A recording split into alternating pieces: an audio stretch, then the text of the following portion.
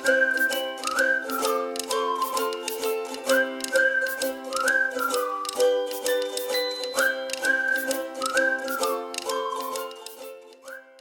morning, everyone. Good morning, Jodelyn. Welcome back to school. Hi, I am Miss Jodelyn Dino. And for today, we will be discussing about oral communication. So, chapter one is about the nature of communication. But first, let's discuss what is oral communication. So, oral communication are the words that comes from our mouth. So this is the communicating or you are communicating with spoken words. This is a verbal form of communication. When we say verbal, that is words that comes from your mouth. So that will be the thoughts or the ideas and shared information. The objectives for chapter one are the following. So we need to define communication. We need to explain the elements of communication and distinguish the nature of communication. So, what is communication? The communication is about the two people talking. There are two people talking. They are the speaker and the listener. It says the communication is a process. Yes, it's a process because we have a listener or a sender and a receiver. So the sender will be encoding or typing a certain text or message to the receiver. Then the receiver will decode or understand the message. Vice versa, and the communication will continue. Communication is irreversible. Communication is irreversible because irreversible meaning we cannot undo things or words that we tell or said to a person. Hindi niyo na maibabalik ang mga salitang nasabi.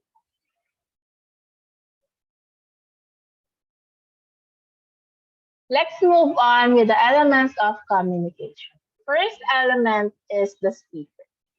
So the speaker is just like me, the source of information or message, the one who is talking.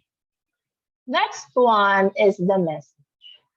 Message is the information, ideas, or the thoughts that conveyed by the speaker. It can be words or in action, because in words that will be verbal, and in action that will be non-verbal. So message, um, these are the things or words that you wanted to tell to a person. The things that comes or the words that comes from your mouth or the message that you type when you text or you send a message to a certain person. Encoding, as you can see in the picture, a person is typing. Encoding is a process of converting the message into words or in actions that the speaker understands. It differs. If you are deaf, you will be using actions.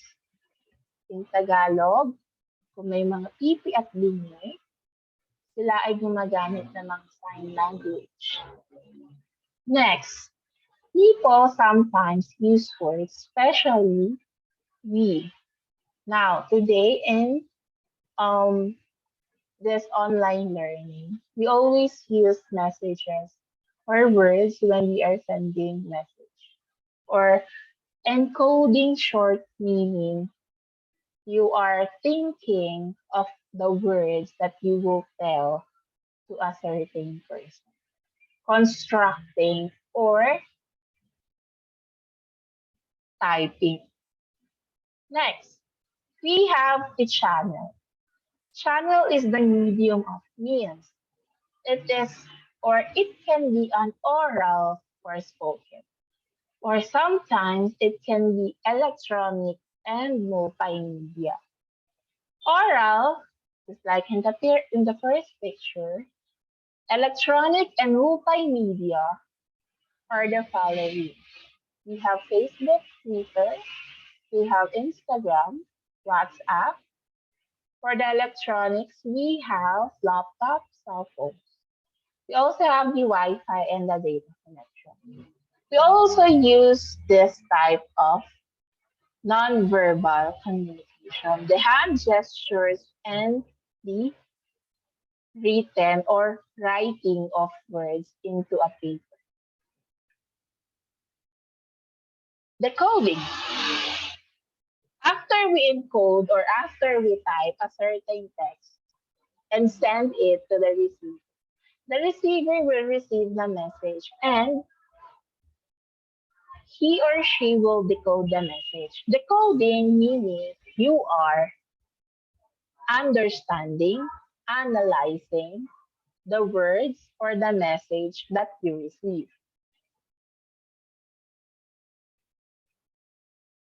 A receiver is the recipient of the message, the someone who understands or decodes the message that is received. Feedback. Feedback are the certain reactions, responses, or information that is provided by the receiver. Sometimes we do give feedback. For example, you react on a certain type of message. You don't want to give a certain reply, but instead you give a reaction or response to the message. We have the context. This is the environment where the communication takes place. First one is intrapersonal. Intrapersonal, as you can see in the picture, is you are talking out loud to oneself or you are talking to yourself, just like talking in the mirror. Next is the interpersonal, which is you are exchanging information between two or more people. Again, in the intrapersonal, you are just talking to yourself, while the interpersonal is you are talking with other people. Next is public. Public is the communication made in identical form, the multiple persons, or the word at large. This is called public speaking. You are talking to many people, just like the president, the newscasters, the doctors, and anyone who speaks in public, or it can be a teacher, me, myself. Intercultural. Intercultural is the communication between two or more different cultures or nationalities. Can be, or what you can see in the picture, communicating with other people with different cultures. For the last element of communication, we have barriers. These are the factors that affect the flow of communication. First one, we have the noise. Noise is one barrier when you are talking with one people. For example, why is it called as barrier? Because noise gives us a sound. Whenever we are talking with one people, we cannot understand what they wanted to tell us because of the noise. This one is the blah blah blah, which are the words that we did not understand. For example, the words that the gays or the lesbians or the LGBT community use. We did not understand gay words. Or sometimes it can be the jargons. We cannot understand too much jargons or sometimes the acronyms. For example, YOLO, you only live once. Next, working environment is also a barrier. Why? Because Whenever you are talking with a certain people inside the company, you cannot understand what they are saying.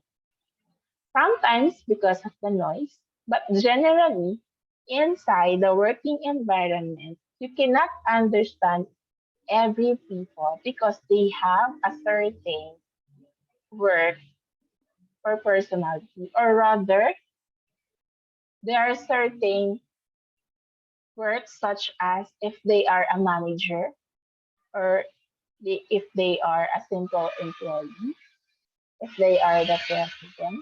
In Tagalog, hindi mo sila maiintindihan dahil may iba-iba silang profession.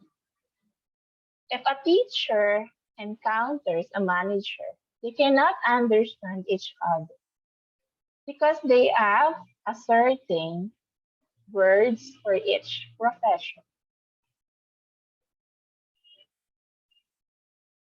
Again, we have different elements of communication. We have the speaker, message, encoding, channel, decoding, receiver, feedback, context, and the barrier. So I hope you understand our lesson for today. If you have any questions, you can comment down below what are the different questions that you wanted to ask me. I hope that you learned a lot and I hope you to watch the video carefully. That will be all for today and thank you so much. For more ICCT College's video updates, please subscribe and click the notification button.